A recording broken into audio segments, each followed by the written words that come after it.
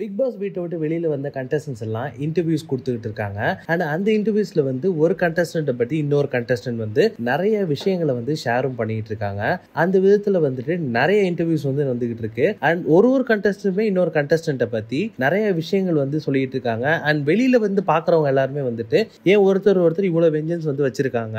Big பாஸ்ன்றது ஒரு normal game தான். But game விட்டு வெளியில வந்ததுக்கு அப்புறமும் எல்லாருமே ஒரு வெஞ்சன்ஸோடயே இருக்காங்க அப்படின்ற மாதிரியும் சொல்லிட்டு இருக்காங்க.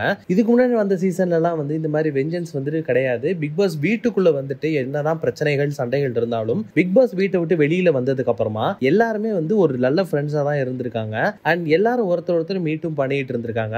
பட் இந்த சீசன்ல தான் பிக் பாஸ் வீட்டுக்குள்ளேயும் தனித்தனி டீமா இருந்தாங்க. பிக் பாஸ் வீட்டை விட்டு வெளியில வந்ததுக்கு அப்புறமாவும் எல்லாருமே தனித்தனி டீமா தான் இருந்துட்டு இருக்காங்க. டீம் ஏ ஒரு பக்கம், டீம் பி ஒரு பக்கமா தான் இருந்துட்டு இருக்காங்க. அந்த விதத்துல இப்போ ரீசெண்டா விசித்ரா அவர்கள் அவங்க இன்ஸ்டாகிராம் பேஜ்ல ஒரு போஸ்ட் பண்ணியிருக்காங்க. சோ அந்த போஸ்ட்ல விசித்ரா அவர்கள் என்ன போஸ்ட் பண்ணியிருக்காங்க அப்படின்னா 3 குரங்கு படங்களை போஸ்ட் பண்ணியிருக்காங்க. ஸோ ஒரு குரங்கு காதை மூடி இருந்திருக்கு, ஒரு குரங்கு கண்ணை மூடி இருக்கு, ஒரு குரங்கு வாயை மூடி இருந்திருக்கு. அண்ட் இந்த 3 விஷயத்துக்குமே அவங்க கேப்ஷன் நான் கொடுத்துருக்காங்க அப்படின்னா, நல்லதையே பாரு, நல்லதையே பீசு, நல்லதையே கேளு அப்படின்ற மாதிரியான கேப்ஷனும் இதுக்கு கொடுத்துருந்துருக்காங்க.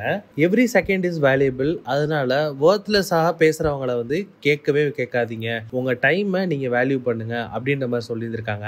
அண்ட் ரொம்ப முக்கியமா கீழே என்ன விஷயம் சொல்லியிருக்காங்க அப்படின்னா, அண்ட் அந்த 3 மங்கீஸும் அமேசான் ஃபாரஸ்ட்ல தான் இருக்காங்க அப்படின்ற மாதிரியான ஒரு கேப்ஷன் விசித்ரா அவர்கள் கொடுத்திருந்திருக்காங்க. ஸோ இந்த 3 மங்கீஸ் அப்படின்றத யார் அவங்க கோட் பண்ணியிருக்காங்க அப்படின்னா, மணி, விஷ்ணு அண்ட் தினேஷ் அவர்களை தான் இவங்க கோட் பண்ணியிருக்காங்க அப்படின்ற மாதிரி தான் எல்லாருமே சொல்லிட்டு வந்துட்டு இருக்காங்க. ஏன்னா இவங்க 3 பேரும் ஒரு இன்டர்வியூ ஒன்று கொடுத்துருக்காங்க. அண்ட் அந்த இன்டர்வியூக்கு அப்புறமா விசித்ரா அவர்கள்ட்ட இந்த மாதிரியான ஒரு போஸ்ட் ஒன்று போஸ்ட் பண்ணியிருந்திருக்காங்க. ஸோ இவங்க இன்டைரக்டா இவங்க 3 பேர் தான் சொல்றாங்க அப்படின்ற மாதிரியான விஷயங்களும் ரொம்ப தெளிவா தெரியுது. ஸோ நம்மளாம் பொறுத்திருந்து பார்ப்போம். இதுக்கு விஷ்ணு அவர்கள், மணி அண்ட் தினேஷ் அவர்கள் இவங்க 3 பேரும் ரிப்ளை கொடுக்குறாங்களா இல்லையான்றதை பார்ப்போம். விஷ்ணு, மணி, தினேஷ் இந்த 3 பேர்ல விஷ்ணுவும் தினேஷ் அவர்களும் நிறைய ஷோஸ்லயும் பார்ட்டிசிபேட் பண்ணிட்டு வந்துட்டு இருக்காங்க கண்டினியூஸா. அண்ட் இவங்க எல்லாரும் சேர்ந்து அப்பப்ப வெளியிலயும் போயிட்டு இருக்காங்க. போட்டோ வீடியோஸும் நிறைய நம்மளால பார்க்க முடியுது. அண்ட் இவங்க போய் அட்டன் பண்ற ஷோஸ் எல்லாத்துலயுமே அவங்க எல்லாரும் விசித்ரா அவர்களை பத்தி அடிக்கடி பேசிட்டும் இருந்துட்டு இருக்காங்க. ஸோ விசித்ரா அவர்கள் இவங்க 3 பேர் தான் இன்டைரக்டா டார்கெட் பண்ணி போஸ்ட் பண்ணிருக்காங்க அப்படின்ற விஷயங்கள் இந்த இடத்துல ரொம்ப தெளிவா தெரியுது. ஸோ நீங்க எல்லாம் சொல்லுங்க, விசித்ரா அவர்கள் பண்ணது சரியா, அவங்க ஏன் இப்படி பண்ணாங்க அப்படின்ற உங்க கருத்துக்களை கீழே கமெண்ட் பாக்ஸ்ல கமெண்ட் பண்ணுங்க. மறக்காம வீட்டாக்கிஸ் யூடியூப் சேனல் சப்ஸ்கிரைப் பண்ணி அந்த பெல் ஐகானை தட்டி விட்டுருங்க.